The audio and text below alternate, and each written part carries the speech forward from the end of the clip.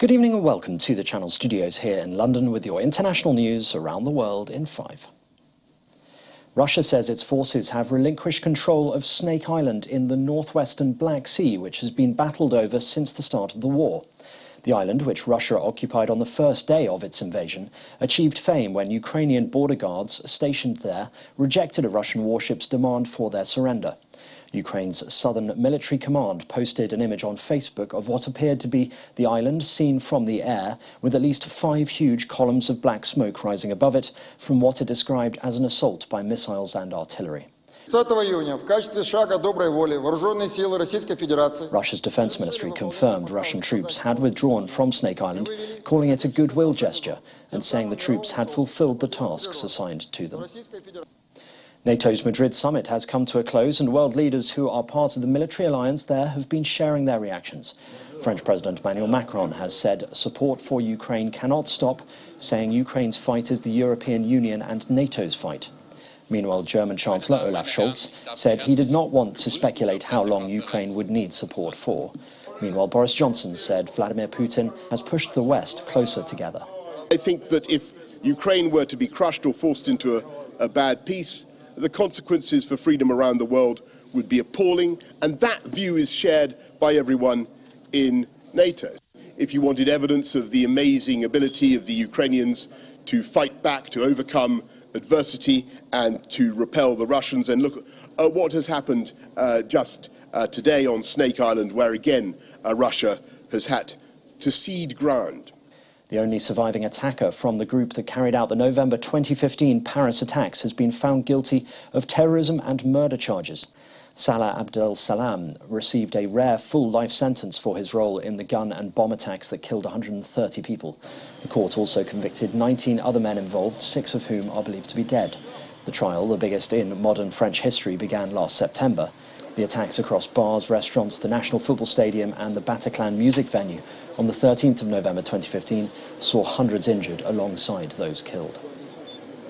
Ferdinand Marcos Jr. has been sworn in as the Philippine President in a ceremony in Manila, succeeding the outgoing leader Rodrigo Duterte. His inauguration marks a stunning comeback for the Marcos political dynasty, which was ousted after a popular revolt in 1986. Mr. Marcos Jr., nicknamed Bongbong, won an election landslide last month. He took his oath of office at midday local time in a colourful ceremony at the National Museum. Israeli lawmakers have voted to dissolve parliament following the collapse of Prime Minister Naftali Bennett's ruling coalition, opening the way for a November the 1st election that will be Israel's 5th in less than 4 years. Bennett will stand down at midnight to be replaced by his coalition partner, Foreign Minister Yair Lapid, who will lead the government during what is expected to be a bitter election battle with opposition leader and ex-premier Benjamin Netanyahu.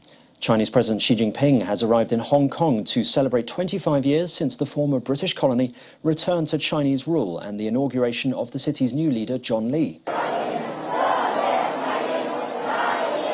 Xi's visit via high-speed rail is his first to the city since 2017 and the first known trip outside mainland China in over 2 years amid the COVID-19 pandemic.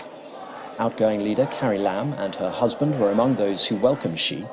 The city's streets have been festooned with red China flags and posters declaring a new era of stability. And finally, the popular fitness coach Joe Wicks had a large crowd of Londoners sweating and struggling for breath as he led them in a high-intensity interval training session in the British capital's Hyde Park. The huge group workout was an attempt to set a new Guinness World Record for the world's largest ever HIIT session. But while Wicks managed to attract an unusually large crowd for a workout, the final tally came short of his own record of 3,800 from 2017. The British fitness guru, who is known online as the Body Coach, has millions of social media followers who look to him for video workouts and advice on healthy living. And that's your international news around the world in 5. Now back to the Channel Studios in Lagos.